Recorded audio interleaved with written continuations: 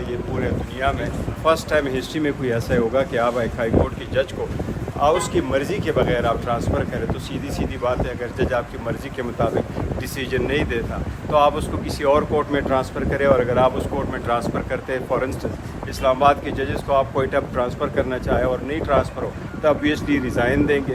یہ طریقہ کار تو اپنی جوڈیشری جو انڈیپینڈنٹ ہونے چاہیے, وہ اسٹرانگ ہونے چاہیے, وہ لوگوں کی بنیادی حقوق کے تحفظ کرے, اس کی اگینسٹ یہ سارا کرتا ہے. میں تو سمجھتا ہوں یہ آئینی ترامیم نہیں ہے, یہ تو آئین کی ریورسل کی ترامیم ہے.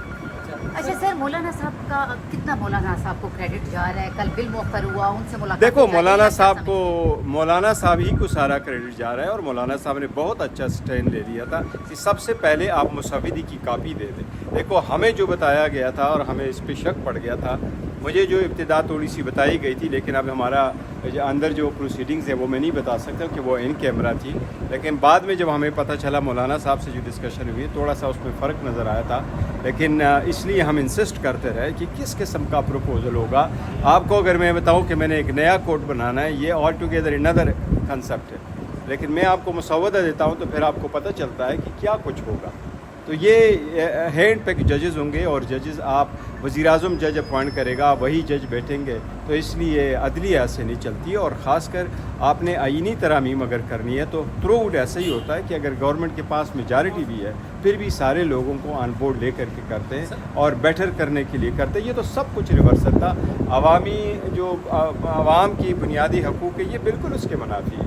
سر, مولانا سے آپ لوگوں کی ملاقات ہوتے رہے, مولانا نے آپ کے ساتھ کوئی ڈیمانڈ رکھی ہے؟ نہیں, مولانا صاحب نے کوئی ڈیمانڈ نہیں کیا تھا ہمارے ساتھ. 1 پوائنٹ ایجنڈا تھا, وہ یہ تھا کہ کیا سٹینس آگے ان کو لے کے جائے. اور ہم نے کہا تھا کہ مشترکہ سٹینس لے لے, اور ہم نے پہلے بھی ایک کمٹمنٹ آپس میں کی ہوئی تھی, اور یہی تھی کہ نیشنل اسمبلی میں اور سینٹ میں ہم دونوں جو بھی قانون سازی ہے اس پہ ہمارا موقف ایک جیسا ہو. یعنی کہ سر, اگر مولانا اپنا موقف تبدیل کرتے بھی ہیں تو آپ کو اعتماد ملے گا اور اپوزیشن کا متفقہ لائحہ عمل ہوگا؟ متفقہ لائحہ عمل کی ہم کوشش کر رہے تھے کہ ہمارا لائحہ عمل ایک جیسا ہو. ہم نے اکٹھی اسٹرگل کرنی ہے, ہم نے عدلیہ کو ہر قسم کی اس صورتحال سے ہم نے بچانا ہے.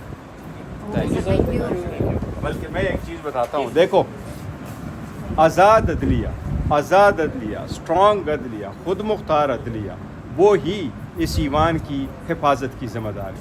ڈیموکریسی ایسی ہو جو اپنے آپ کو ڈیفینڈ کرے, سسٹین کرے, پروٹیکٹ کرے, اور اس میں عدلیہ کا بہت بڑا اہم رول ہے. سر, آپ کے سپریم کورٹ کا جو وزارتی فیصلہ آیا, آج الیکشن کمیشن کا بڑا اہم اجلاس اس پہ ہونے جا رہا ہے, تو کیا سمجھتے ہیں؟